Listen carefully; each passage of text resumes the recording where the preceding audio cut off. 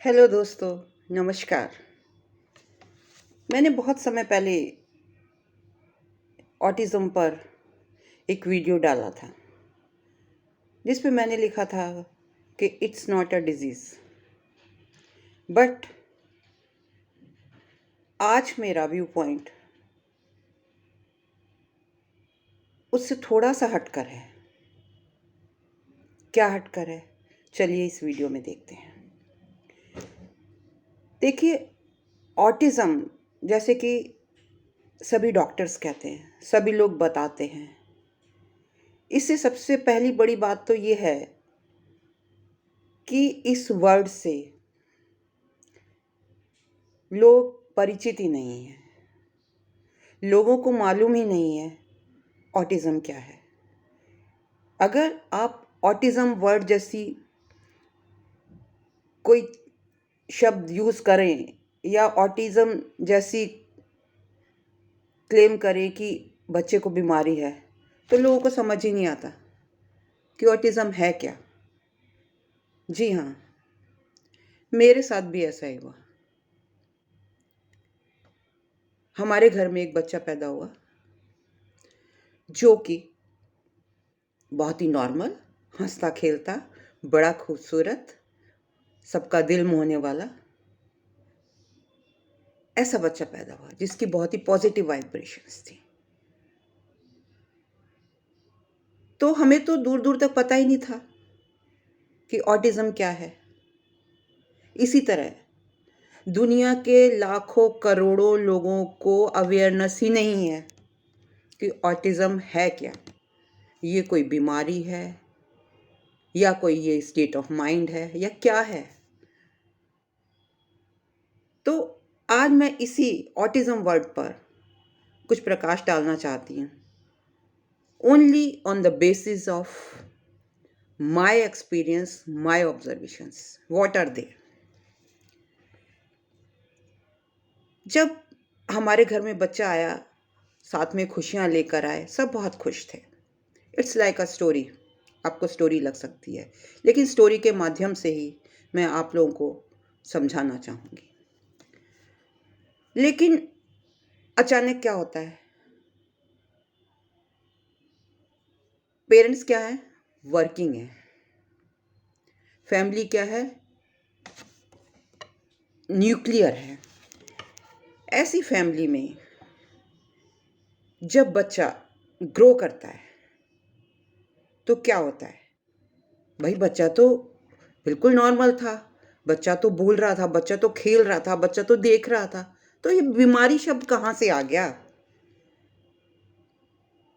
मेरे सपने बिल्कुल शैटर हो गए, चूर चूर हो गए जब मुझे पता लगा मेरे घर में जो बच्चा है उसको ऑटिज़म है। मेरे अपने बच्चों के द्वारा बताया गया कि उनकी बेटी ऑटिज़म से ग्रसित है। मेरे को तो ऐसे लगा जैसे कि मुझे किसी ने बिल्कुल पहाड़ से धक्का दे दिया और मेरे सपने चूर चूर हो गए। What's that autism? मैंने पूछा वो क्या है ऑटिज़म? उन लोगों ने बोला डॉक्टर ने कहा है ये एक ऐसी बीमारी है जो ठीक नहीं हो सकती। मैं कैसे यकीन कर लेती? मेरे मन ने भी यकीन नहीं किया। मैं बहुत रोई, मैं बहुत तड़फी। मतलब मेरी स्टेट ऐसी हो गई जो कि मैं आपको एक्सप्लेन भी नहीं कर सकती। ऑफ कोर्स पेरेंट्स की तो हुई। जो मेरा बच्चा मेरे सामने बोल रहा है, सब कुछ कर रहा है, नॉर्मल मुझे दिख रहा है, वो अचानक कैसे उसके साथ ये जोड़ दिया गया? क्योंकि मुझे भी अवेयरनेस नहीं थी। और ऐसे लाखों करोड़ों लोग हैं दुनिया में जिनको जो इस शब्द से अवेयर नहीं है, उनको मालूम नहीं है ये क्या है। अब पिछले 8 सालों में, अब वो बच्चा 8 साल का है, मैंने जो एक्सपीरियंस गेन किया वो मैं आपको नरेट करनी चाह रही हूँ। डॉक्टर्स के according it is a disease which can never be cured. दुनिया में सारी चीज़ें हैं क्योर हो जाती हैं, लेकिन क्या कोई ऐसी बीमारी भी हो सकती है जो क्योर नहीं हो सकती? डॉक्टर्स ने मुझे बताया, मेरे मन ने नहीं माना। मैंने अपने बच्चों को समझाया, नहीं, बच्चे को कोई प्रॉब्लम नहीं है, हम सब मेहनत करेंगे और हमारा बच्चा ठीक हो जाएगा, जैसे सभी पेरेंट्स सोचते हैं। मैंने सोचा, डॉक्टर्स ने थेरेपी एडवाइस करी, डिफरेंट टाइप्स की। कौन सी थेरेपी? जैसे कि मसाज थेरेपी, फेस को आप मसाज दीजिए, मसल्स को रिलैक्स कीजिए। बच्चे ने धीरे धीरे अपने वर्ड्स छोड़ने शुरू कर दिए, तो उसके लिए स्पीच थेरेपिस्ट के पास गए, उसको स्पीच सिखानी शुरू कर दी। फिर मसल्स वीक हो जाते हैं, मैंने देखा वीक हो रहे हैं, तो उसको स्पोर्ट्स 1 घंटा रोज़ स्पोर्ट्स टीचर लगा के दिया। जो जिसने सजेस्ट किया वहाँ लेकर गए। ऑक्यूपेशनल थेरेपिस्ट के पास लेकर गए, जो ऑक्यूपेशनल थेरेपी कराता था, जंपिंग सिखाता था, न जाने क्या-क्या, ब्लॉक फिक्सिंग सिखाता था, और ये वायदे किए गए कि हमारा बच्चा ठीक हो जाएगा। और वो तो मुझे ऐसे लगा कि शायद ये कुछ ही दिनों की बात है, महीनों की बात है, मेरा बच्चा ठीक जैसा जैसा था उससे भी अच्छा हो जाएगा। और मैं जगह-जगह घूमती गई, अपने बच्चे को पागलों की तरह लेकर जा रही हूँ, कभी थेरेपिस्ट के पास जा रही हूँ, कभी स्कूल में लेकर जा रही हूँ। पर धीरे-धीरे उन लोगों ने बोला कि नहीं, इसमें तो सालों-साल लग जाते हैं, ऐसा होता है, वैसा होता है। अरे भई, मेरा बच्चा बोल रहा था, खेल रहा था, हँसता-खेलता था। पता नहीं, जब हॉस्पिटल लेकर गए और ये डिक्लेयर हुआ कि इसको ऑटिज़्म है, तो उनके कहे अनुसार हमने ट्रीटमेंट भी कराया, हम मेडिकल इंस्टीट्यूट में भी लेकर गए, जिसके बाद उसको स्टीरॉयड थेरेपी दी गई। हम तो डॉक्टर्स पर विश्वास करेंगे ना। अगर मेरे बच्चे को उन्होंने कोई डिज़ीज़ बताई है, तो मैंने विश्वास किया और हमने उसको स्टीरॉइड्स दिलाए, रिज़ल्ट क्या हुआ? जितना मेरा बच्चा बोलता था, जितना मेरा बच्चा इनएक्टिव था, वो और इनएक्टिव हो गया। उसकी ज़बान घटती चली गई। उसके पास शब्द थे, उसके पास सेंटेंस था, उसके पास डांस था, उसके पास घर की सारी एक्टिविटीज़ करने का हुनर था। वो आकर हग करता था, हमें प्यार करता था, वो डांस करता था, वो बच्चों में खेलता था, सब कुछ करता था। फिर मुझे नहीं समझ आया कैसे डिक्लेयर हुआ कि हमारा बच्चा ऑटिस्टिक है। हम टीचर्स, डॉक्टर्स और पंडितों सबके पीछे भागते रहे। लेकिन अल्टीमेटली क्या हुआ? आज 8 सालों के बाद मैंने ऑब्ज़र्व किया, मेरे बच्चे में जो भी चेंज आया है, वो सिर्फ़ विद एज आया है, या थोड़ा बहुत अगर थेरेपिस्ट से भी आया है, तो नेग्लिजेंस है। मतलब नेग्लिजिबल डिफ़रेंस है। अब आप जानिए कि इसमें क्या-क्या प्रॉब्लम आ गई। अचानक से ऐसा क्या हो जाता है जो इन ऑटिस्टिक बच्चों में होता है। ये बच्चे नॉर्मल की तरह बिहेव नहीं करते। जो एक नॉर्मल बच्चा अपने डेली रूटीन की चीज़ें कर सकता है, ये बच्चा भूल जाता है। उनको कई बच्चे तो ऐसे पैदा होते हैं कि बिल्कुल, मतलब उनकी बैठ भी नहीं पाते हैं ठीक से, चल भी नहीं पाते, सबकी डिफरेंट स्टेट होती है। और कुछ बच्चे ऐसे होते हैं, बोलते हैं, कुछ बच्चे नहीं बोलते, इस तरीके का होता है। इनको स्पेक्ट्रम पे कहा जाता है कि दे आर ऑन स्पेक्ट्रम, कि किसी का कोई पार्ट मिसिंग है, किसी का कोई पार्ट मिसिंग है, कोई किसी हाई लेवल पर है, कि जैसे कोई म्यूज़िक में ऊपर जा रहा है, कोई नीचे है, कोई किसी को पढ़ाई ज़्यादा आती है, उसका लेवल मेंटल आईक्यू उसका जो है वो ज़्यादा है। मतलब हर बच्चे में अलग-अलग प्लस पॉइंट होते हैं और अलग-अलग माइनस पॉइंट होते हैं। और धीरे-धीरे मैंने क्या ऑब्ज़र्व किया कि बच्चा सब कुछ जो एक नॉर्मल बच्चा कर रहा है, हमारा बच्चा नहीं कर रहा है। सिर्फ़ हमारा ही बच्चा नहीं। जब मुझे सजेस्ट किया गया स्कूल में जाकर इसको थेरेपी कराओ, तो मैंने देखा सभी बच्चे इसी टाइप के हैं। वो अपने आप से जंप नहीं कर पा रहे, वो अपने टॉयलेट ट्रेन्ड नहीं है, उनको ये नहीं पता कि किस टाइम टॉयलेट जाना है, उनको सेंसेशन होती है पर वो बताते नहीं हैं। वो च्यू नहीं कर पा रहे। भई दाँत दिए हैं भगवान ने, आपको चबाना तो आना चाहिए। वो च्यू नहीं कर पा रहे हैं, वो अकेले बैठे हैं, वो सोसाइटी में मिक्स अप नहीं हो रहे हैं, वो चद्दरों में अपने आप को लपेट रहे हैं, वो कर्टेन्स के पीछे छुप रहे हैं, वो अजीब सी हरकतें कर रहे हैं, वो आवाज़ें निकाल रहे हैं, वो दीवारें चाट रहे हैं, वो टैप कर रहे हैं, वो आपको हग कर रहे हैं, वो आपको नोच रहे हैं। अगर बीमार हो जाते हैं, वो बता नहीं पा रहे हैं कि उनको क्या तकलीफ़ है। जो एक नॉर्मल बच्चे में होनी चाहिए, वो धीरे-धीरे वो सारी चीज़ें हमें देखने को मिलती हैं और मैंने देखी। हालाँकि बच्चा नॉर्मल पैदा हुआ, लेकिन जब मुझे डॉक्टर्स ने बताया और मैं थेरेपी की तरफ चली गई, शायद मैंने सोचा कुछ फ़ायदा होगा, लेकिन मेरे बच्चे को कोई फ़ायदा नहीं हुआ। मुझे नहीं मालूम कि कहाँ पर गड़बड़ हुई, कहाँ पर क्या हुआ, लेकिन मेरे बच्चे में कुछ ऐसा पॉज़िटिव पॉइंट नहीं हुआ। मैं हॉस्पिटल भी गई, वहाँ से भी नहीं हुआ, ट्रीटमेंट भी कराया, वहाँ से भी नहीं हुआ और थेरेपीज़ भी कराई, वहाँ से भी नेग्लिजिबल रिज़ल्ट मिला। और मज़े की बात ये है कि गवर्नमेंट जो दावा करती है कि हर बच्चे को इक्वल राइट है, हर बच्चे को पढ़ने का राइट मिलना चाहिए, हर बच्चा है जो कल का नेता है, पता नहीं क्या-क्या बातें गवर्नमेंट करती है। लेकिन व्हाट अबाउट दीज़ चिल्ड्रन? उनके बारे में तो कोई सोचता ही नहीं है। उनका जीवन कैसे व्यतीत होगा? हाँ, ठीक है, जिन माँ-बापों के पास पैसा है, वो भी बेचारे पता नहीं कैसे कमाते हैं, दिन-रात मेहनत करते हैं, सब कुछ करते हैं और बेबस हो जाते हैं स्कूलों में फ़ीस देने के लिए, ट्रीटमेंट के लिए, थेरेपीज़ के लिए, किस तरीके से निकालते हैं, ये उन्हीं का दिल जानता है, या हमारा दिल जानता है। मैं अपने लिए नहीं कर रही, ऐसे बहुत सारे पेरेंट्स हैं जिनके बच्चों को ऑटिज़्म बताया जाता है।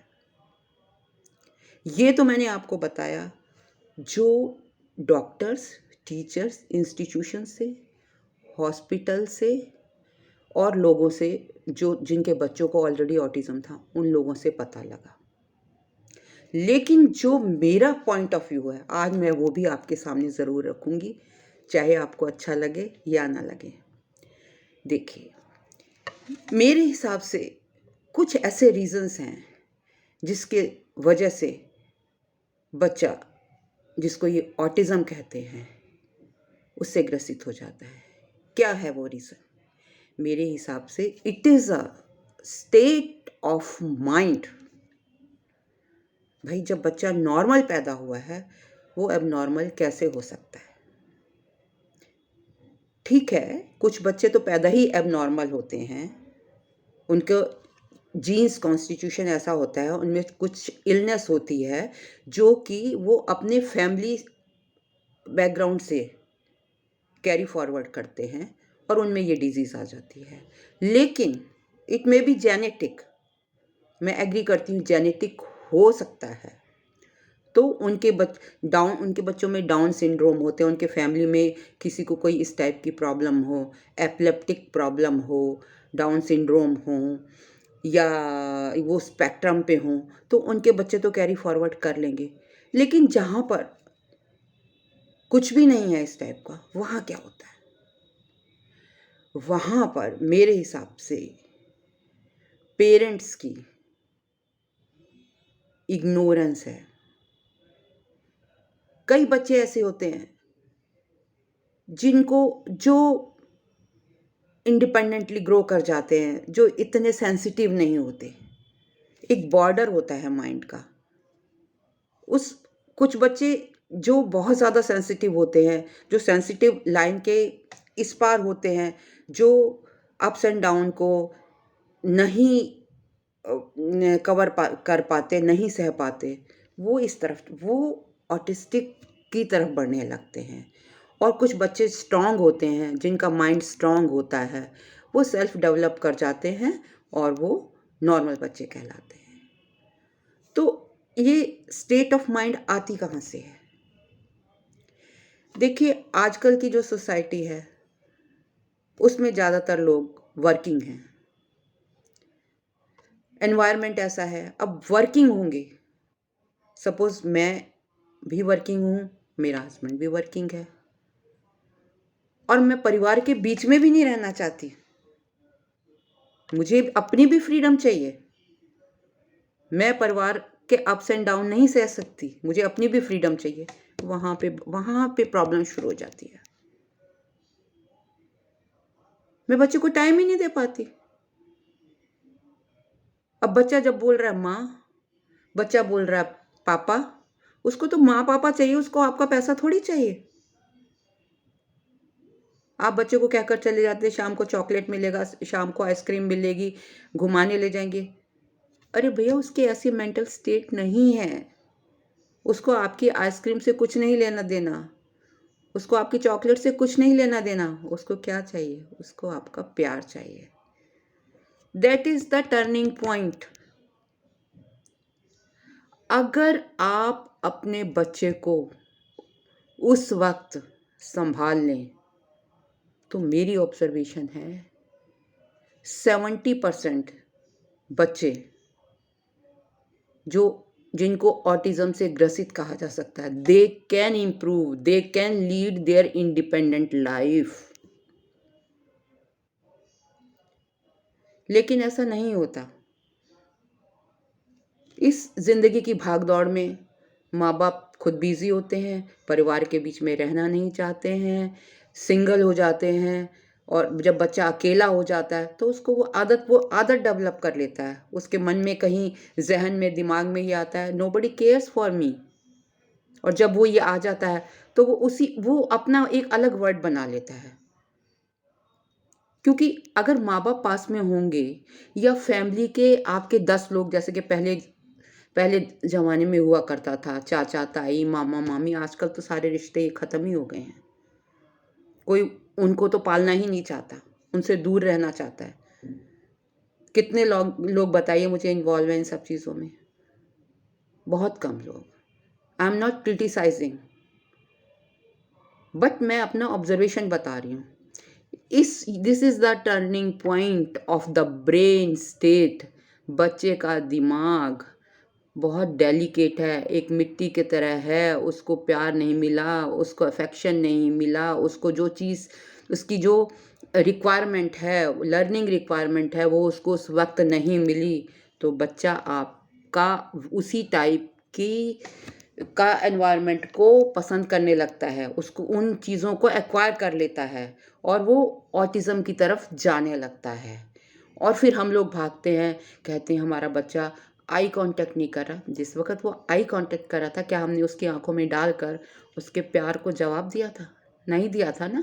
तब तो हम बाय बोलकर अपने ऑफ़िस चले गए थे, अपने काम पर चले गए थे।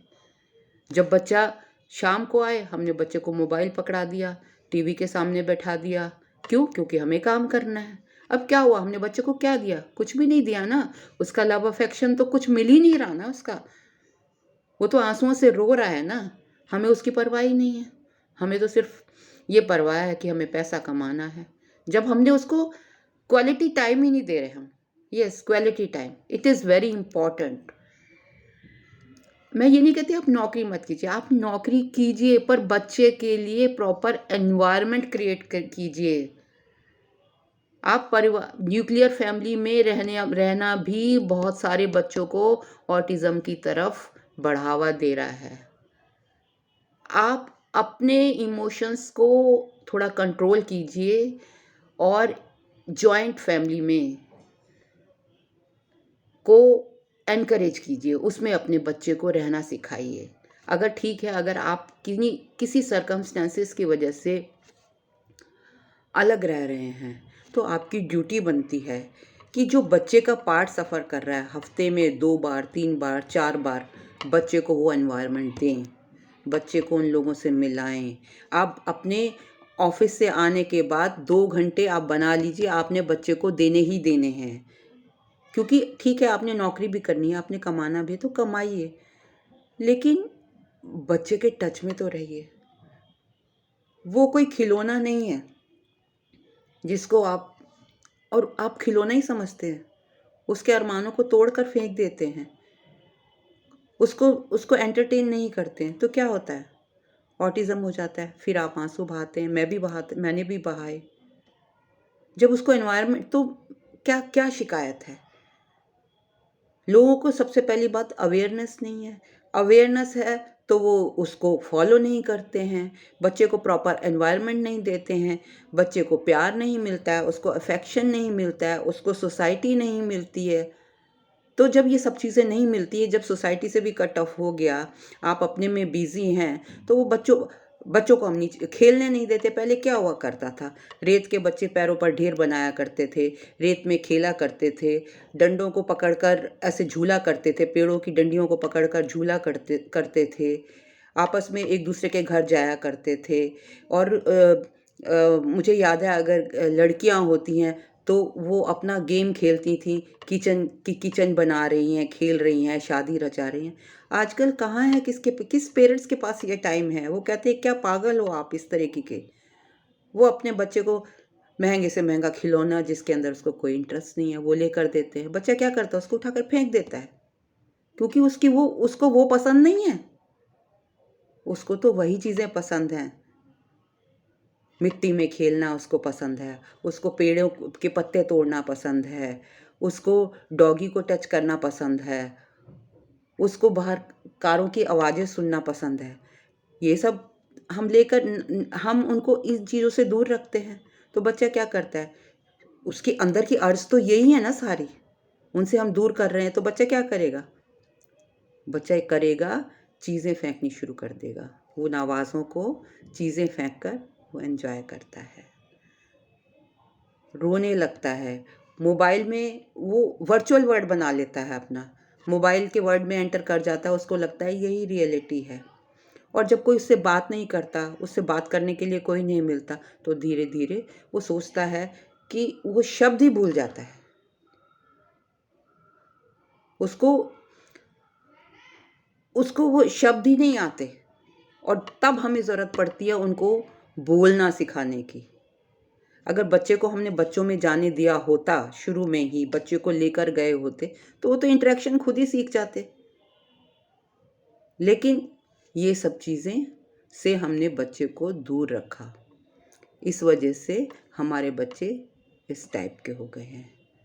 और ये तो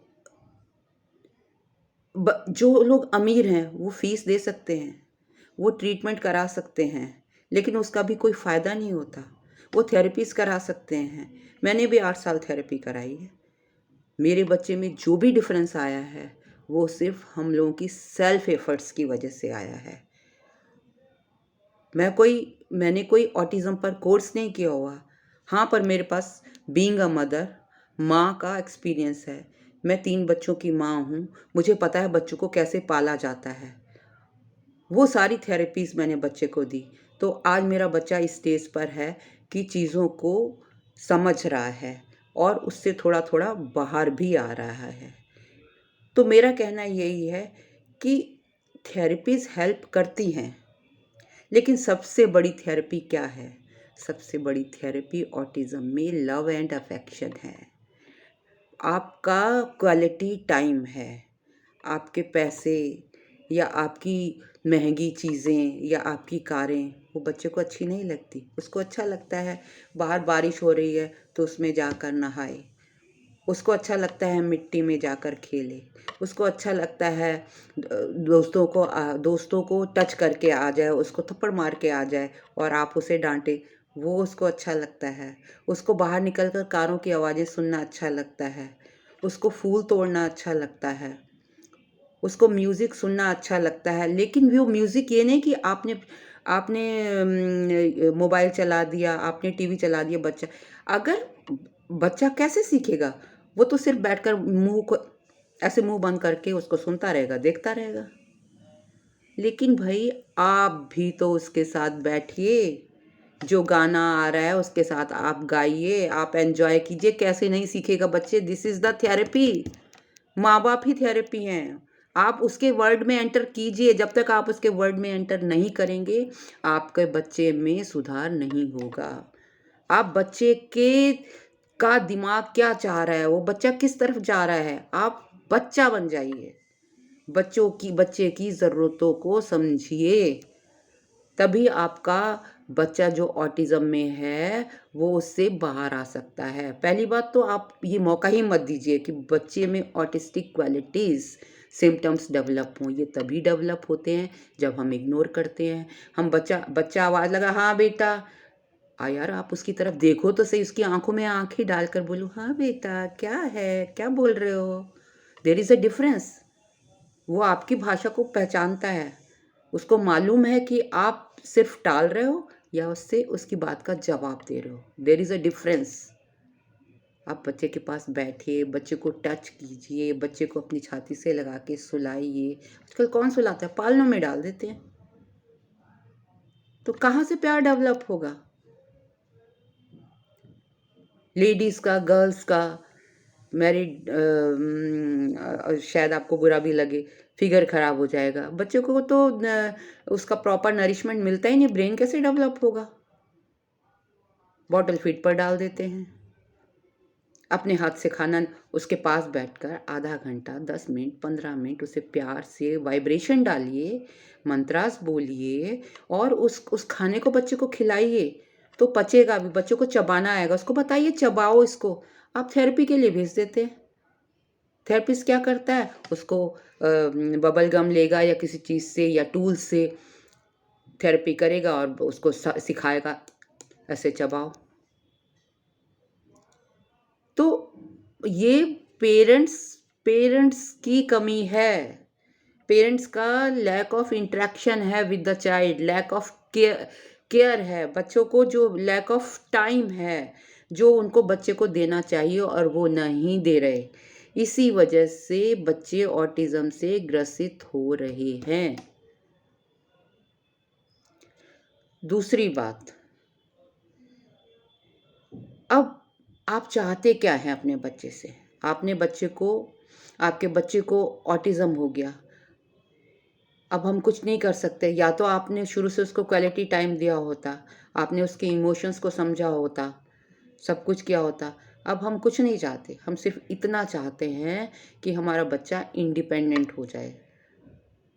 तो जो भी लोग मेरा वीडियो सुन रहे हैं या जिनके बच्चे नॉर्मल हैं, तो मैं उनसे हाथ जोड़कर प्रार्थना करती हूँ कि अपने बच्चे को लव एंड अफेक्शन दीजिए, क्वालिटी टाइम दीजिए, उसकी ज़रूरतों को समझिए। एक बार से पैसा नहीं भी मिलेगा ना तो चलेगा, लेकिन उसको प्यार नहीं मिलेगा, अफेक्शन नहीं मिलेगा, तो वो बच्चा टूट जाएगा, उसका दिमाग ब्रेक हो जाएगा, उसका हार्ट ब्रेक हो जाएगा, वो पागल की तरह बिहेव करने लगेगा। कुछ लोग तो कहते हैं ऑटिस्टिक बच्चों को, पागल है, इसे कुछ समझ नहीं आ रहा। अरे भाई, क्या वो पागल पैदा हुआ था? पागल तो हम लोगों ने बना दिया ना।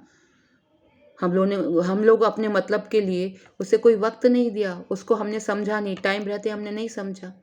अब उसको ऑटिज़म से ग्रसित बता दिया। कोई थेरेपी नहीं है इसकी। माँ बापों की थेरेपी से बढ़ के कोई थेरेपी नहीं है। ठीक है, अगर सपोज़ कुछ कुछ कमी है भी, हो भी गई आपके बच्चे में, तो आप उसको कोशिश कीजिए ज़्यादा से ज़्यादा वक़्त देने का, क्वालिटी टाइम देने का, उसको लव एंड अफेक्शन देने का, उसको एनवायरनमेंट देने का, उसको अकेले मत छोड़िए, उसको बहन-भाइयों से मिलाइए, उसको बच्चों में लेकर जाइए, उसको गार्डन में लेकर जाइए, उसको झूले झुलाइए, जो थेरेपिस्ट करते हैं।